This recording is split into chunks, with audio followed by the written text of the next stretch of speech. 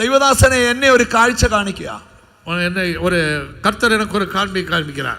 നിങ്ങളുടെ വിഷൻ തലങ്ങൾ ദൈവം ഓപ്പൺ ആക്കി തരുക. உங்களுக்கு अनेक தரிசன கிடங்களை கர்த்தர் திறந்து கொடுக்கிறார். ഉൾക്കാഴ്ച, உள்ளான ഹൃദയം. ഒരാളെ കാണുമ്പോൾ ஒருத்தரை பார்க்கும் பொழுது അയാൾ എന്താണെന്ന് നിന്റെ ഉള്ളിൽ വരും. அவர் எப்படிப்பட்டவர் என்பது உங்களுக்கு ഈ தெரியும். ടിവിയുടെ സ്ക്രീനിൽ വരുന്ന പോലെ, இந்த டிவியினுடைய ஸ்கிரீனில் வருவது போல നിങ്ങളുടെ ഉള്ളിൽ വരും. உங்க உள்ள வரும்.